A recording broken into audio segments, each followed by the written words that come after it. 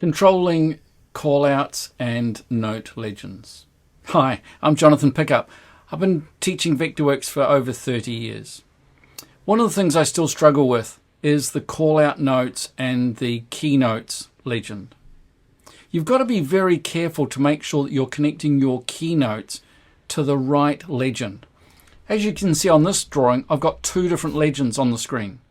And you've got to be very careful to make sure that your notes, your keynotes, are connected to the right one. I've got a demolition notes and I've got floor notes. If I look at these in detail, you'll notice I've actually named them quite specifically. So I'm going to get rid of those and I'm going to recreate them. So if I go back into here, I'm going to select all of my notes. I'm going to turn off the places keynote, and now I'm going to place a new keynote like that, and it will create a legend for me. Now the question is, where does it create this legend? Here's one here. There's my legend. Let's have a look. We'll bring that in here. So there's my legend. The legend can be moved up and down so we can play with those notes. I can also click there, grab hold of this blue handle here. This is the length of my note. So I can grab that across and drag it across and get the note the width that I want. This handle here, or this blue dot here, controls the gap between my number and the start of my text description. So that's the first thing. Now, if I duplicate that note, because I might want to have demolition notes here and construction notes there, how does Vectorworks know which these are? So what I always do is I make sure that I call one a specific thing. So demolition notes. Now I know exactly which of these notes is to do with demolition. And I can go back into my viewport and I can start to make sure I'm assigning the right notes to that. What about this one? Or maybe this is easier if I call this floor plan notes. Because that way I'll know that these are related to the floor plan. Okay, so I'm going to double click. Now you could choose right click and edit annotations, but I've got mine set so it instantly goes in. Now the trouble I've got is this note a demolition note or is it a construction note? If I double click on it, I can read it. It's a construction note. So that needs to be assigned to the correct legend, which is floor plan. Now you'll notice now that I've named my note legend correctly or easily, it's easy for me to choose which is the note, which note should that one go to. So let's go to that one. What is it? I really don't know. So one of the tricks I've got is to start here, turn off all the keynotes to start with. Because that way you can read them. When you turn the keynote back on, they'll all go back. Now they should remember the note legend that you connected them to. So that one is floor plan, this one might be demolition, and so on. So double click, read it. Okay, that's new construction. So let's put that on floor plan notes and so on. Now it might be that you want to select all of these and put them on. And if I select all of them, then I can assign all of them to the correct note legend. There they are. But you'll now look down here and you can see that I've got some which are demolition notes. So number 3 should be a demolition note. So let's go find number 3. There it is there. That's a demolition note. So let's change that to demolition notes. Over here, we've got that demolition. Now it's become a not assigned, NA. What do we got? Existing cladding to remain. So number 9 is also a demolition note. So let's find number 9. There's note number 9. So that one should be a demolition note. Let's have a look over here now. Existing cladding, demolition, and that's it. So let's exit that. Here are my demolition notes. Now I've got all these extra bits in here.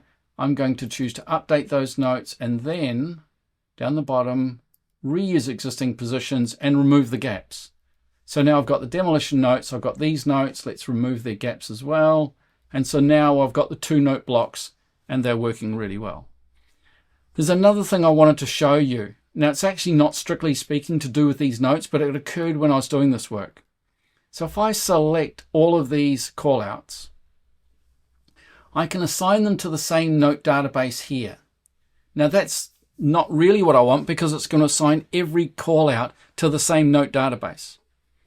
But there's also a trick in Vectorworks which I haven't shown you for a while, but it's to do with these dots at the top here. So here I can perhaps go through those different objects. I can highlight different ones. But it doesn't show me what Keynote legend that is on. I'm going to click on these three dots here. And when I do that, it shows me the individual information about each of those callouts. So that's number 6. It's actually on that one. If I click on the arrows, 5 is on that one, 4, 3, and oh, there's one there. So that note, wherever it is, let's just highlight it again. That note there, number 1, that's on demolition notes. And you can see the identifier here, which is number 1. So now I can go through there. That's notes, demolition notes. Let's have a look. That one there, that's number 2. You can see the highlighted number 2 here. So this to me is a really cool trick, being able to go through these notes and choose what you want. Now, obviously, we should really go through, click that again. Let's make sure that we've got the same arrow on all of them. So now they've all got the same arrow. Maybe I want to have the circle on all my notes. So sometimes you'd like to have this turned on and sometimes turn it off because it's really quite helpful. Now, if you do have trouble with your callouts connecting correctly, and I've had one recently where it was a real challenge to connect it correctly, the solution for that is to delete your note block, go back inside your viewport, select all of your callouts, turn them off, turn them back on again, and Vectorworks will create a brand new note block. There it is there. So that's the way to do it if you have trouble. Delete the note legend, create it again, and it should get rid of all that information. Now that doesn't mean that it will, because sometimes you'll find that there are duplicate objects here. I had one yesterday where I had a duplicate there. So I had 2 of those objects there. And sometimes what you'll find is that there might be a different note under there. So there might be 2 notes with different information, but you can only see one of them. So when you go here and you have a look, what have we got? We've got, there should be a door in there somewhere. Let's just update that. One of those should have become a door. And just look out for that happening. So when you go into here, you can see I've actually got 2 note blocks there, or 2 callouts there. So when I go inside here, you notice that I've got the asterisk. That means there's 2 objects there, coincident objects. J-click, hold down the J key and click, and that'll bring those up. So I can choose the second one, and I'm just going to nudge that out of the way so I can see it. And there it is there. It's note number 6. If we have a look over here, and that's note number 6. Note number 9 was the selected windows. So everything was correct. And I'm just going to make that slightly wider and put that in here. So now it fits. Now you might look at this and start saying, well, I want these in a different order. So let's double click. So what do I want to have first? I'd like to have, is there any foundation? No, there's no foundation. So let's do that. Then the weatherboards, let's move that to the bottom. So I'm going to have the studs at the bottom. Then I'm going to have my weatherboards, and I'm just dragging the numbers down. Doors and windows, deck joists. Let's put the cladding here. The corrugated roofing is going to be up there. Rafters, brick paving is going to be at the bottom. Deck joists, the cladding is going to go there. So we've got paving, then we go to the studs. Then we've got our cladding, windows and doors, joists. Let's put those joists just above there. Then I got rafters, and then I got my corrugated roofing, and it reorders that, plus it renumbers all of your callouts in the drawing. So this is a great way of organizing your notes and getting them neat and tidy.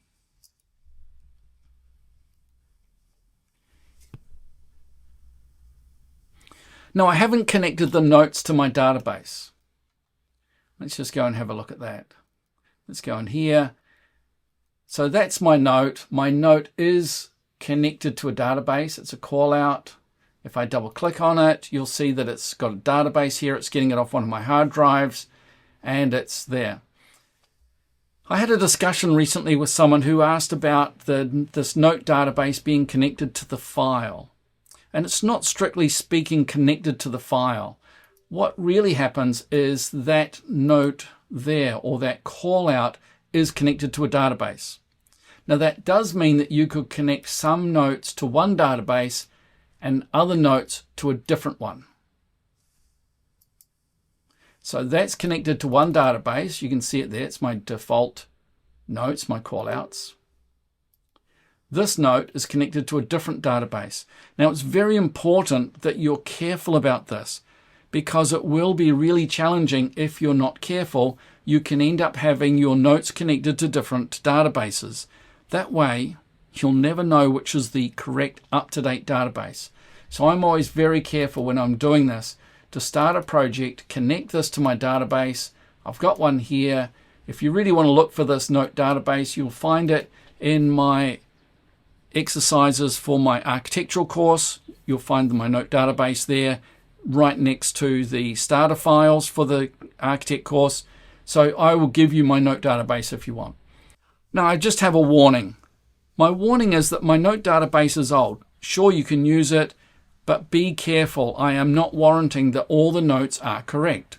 You'll find that over time, your note database needs to be updated. And this is another reason why you need to be careful which note is connected to which database.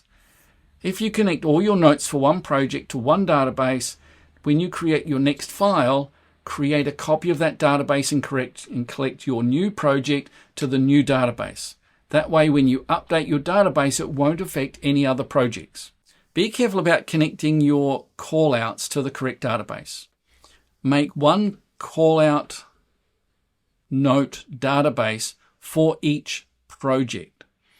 That way you can update that note database and it will be fine on that project. When you start a new project, make a copy of your note database and edit it to suit that project. What you don't want to happen is to have a single note database for all of your projects, because that way if you edit the description of a note, it can go through and update old projects, which you don't want. So we've covered quite a lot of ground today. I'd like to thank you for sticking to the end. If you want to join my community, I'll put the link in the description, and you'll find that I run sessions like this on a regular basis. Thanks a lot. Ka kite.